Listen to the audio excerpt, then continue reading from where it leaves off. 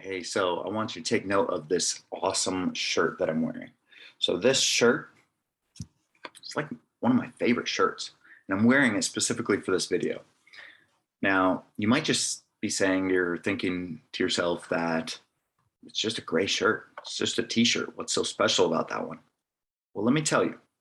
So this shirt is made of good, high quality fabric. It's got a good fit. It's got a good feel. I just feel comfortable in it. And it also, I like the way it fits. I like the way its shape is. It just makes me feel confident in how I look when I'm wearing it. Um, Beyond that, more importantly, I mean, it does have a cool design too, by the way. And the back is like this big thing. It's really cool.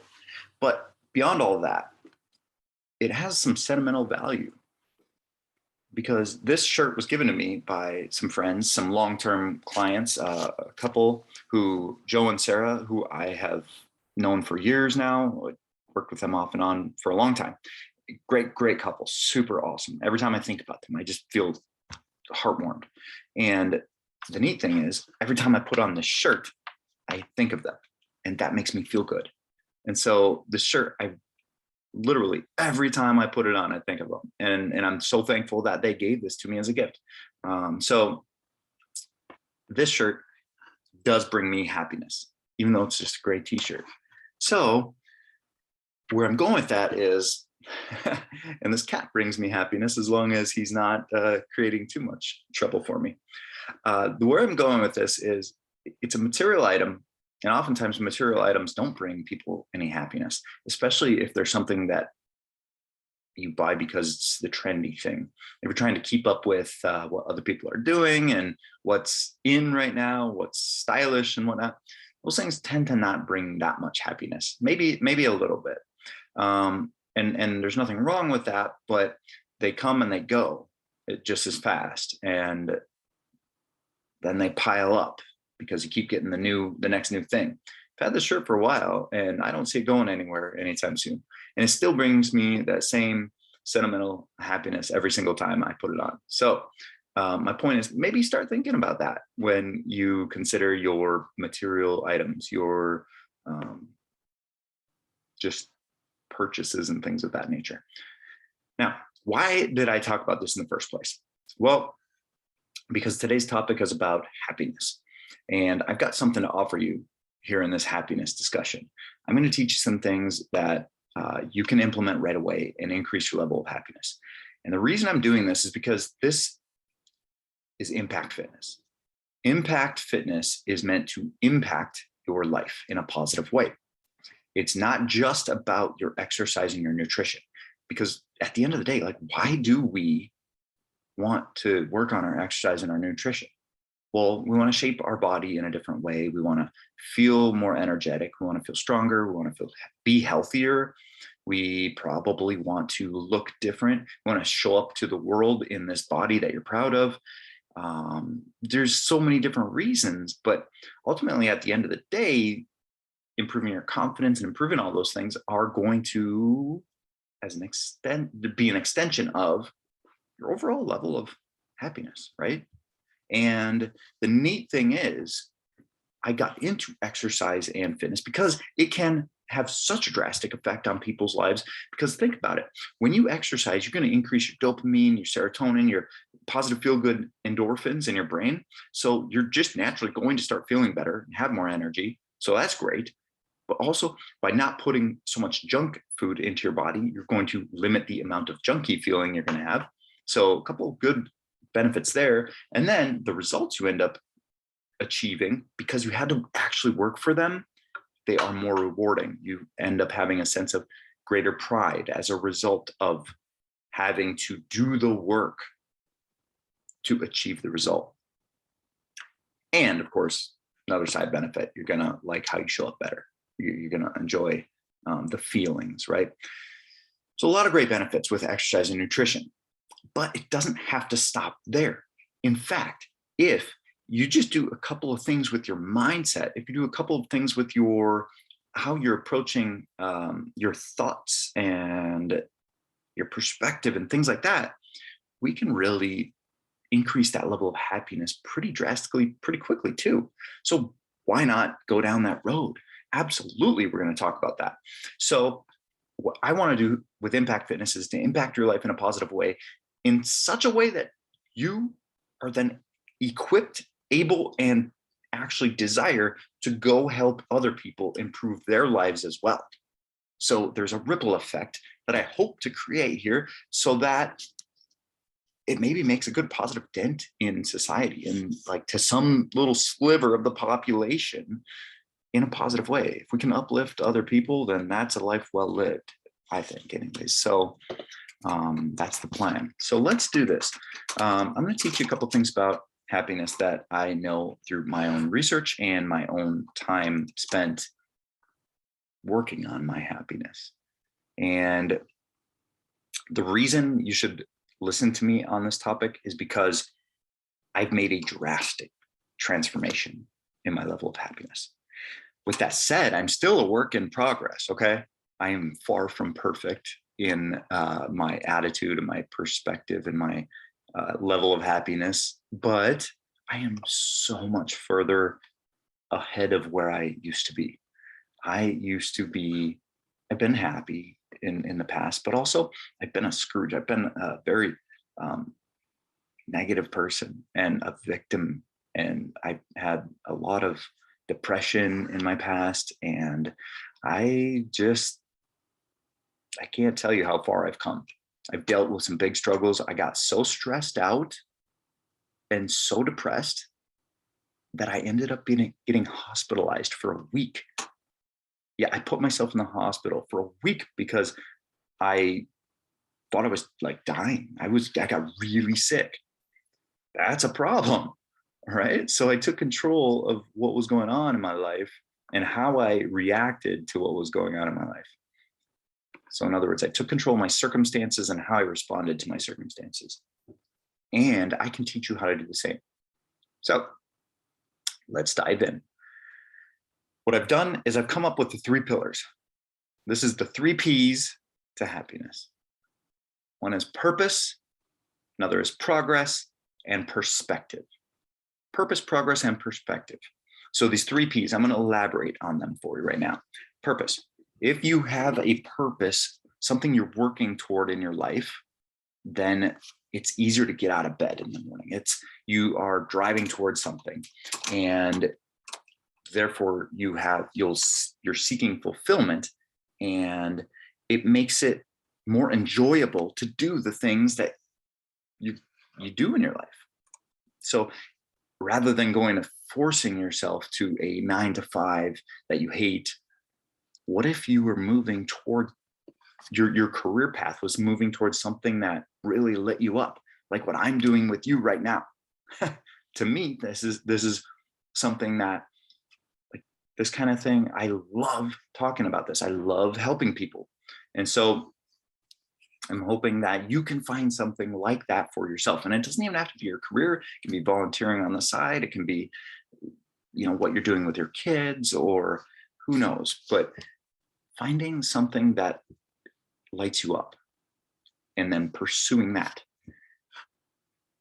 And your purpose is not something that just is going to be like coming like a shot of inspiration that just lands upon you or you're born with necessarily. No, usually, I mean, it could happen that way, but most of the time people find their purpose by trying something in life, trying something else, and so on and so forth, until they've had enough trial and error to determine, hey, this really like lights me up. This excites me. I feel more uplifted. I could do this forever. I could do this thing and not even have to get paid. I would just, if money wasn't an object, this is what I would do with my life, right? Like, that is how you find your purpose. And maybe there are multiple things, or maybe you end up trying some things and finding out that's not your purpose. Well, try more things. But point is, you usually have to cultivate the purpose. You usually have to work at it. Now, but once you do find some purpose, something that does ignite your fire, then great. Now the next step is progress. So by making progress in your life, that brings happiness. Some people actually go so far as to say progress equals happiness. And that can be true if you're making progress in the right direction. If you're making progress towards building that beer belly, that might not bring so much happiness. It brings happiness in the moment when you're working on that beer belly, but in the long run, it actually is narrowing the amount of happiness that you'll experience. So progress towards your purpose, progress towards something that you are looking to achieve that is positive, that would be a great way to start moving yourself towards living a happier life. Trying to think here in terms of progress. You could be still and stagnant in life and go nowhere, but that will not bring you any fulfillment. Whereas on the contrary, if you go back to that wheel of life, you find the spokes that are maybe a little bit shorter, the components, or should I say the categories that are a little bit shallower, and you expand on those or one at a time, and you make your circle bigger or more well-rounded, well, then you're going to make progress in those areas, thus creating a happier life. So we talked about purpose, we talked about progress. Also, let's talk about perspective. Your perspective, let me start by saying this.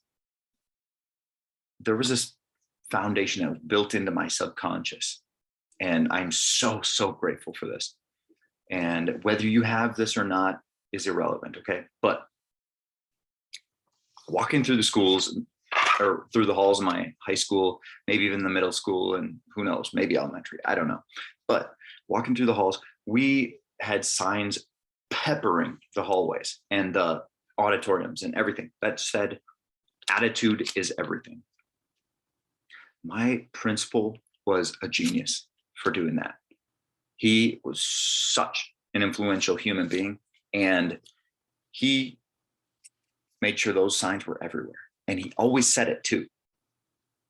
And maybe it did something for some folks. Maybe it did a little something for me. I don't know. But what it did do is it sat back here in my subconscious mind. And now, after I went through my dip of unhappiness, and when I started to research happiness and decide I'm going to take control of this aspect of my life, then that resurfaced. I was like, dang, he's right. There's a reason that they said that, because it is everything. Your perspective or your attitude is everything. I have a friend who's a life coach who says that everything boils down to your perspective. He believes that that is the foundation of it all. And I think he's really onto something. I think that if you simply shift from the glass half empty to the glass half full, you're going to find yourself thinking in different ways. You're going to find yourself then feeling differently and having better relationships, better friendships, better just happiness in your life all around because of that simple shift in perspective. Let me give you an example. Let's just say you end up, like I did, sick and in the hospital, and you end up really in the pits. And that would suck. I would feel bad for you, and I would not belittle that by any stretch of the imagination, and I would not minimize it. However, it all comes down to how you think about it. In that situation, I felt like the victim, and I felt like disappointed and angry that the doctors didn't have an answer for me and that I wasn't getting better.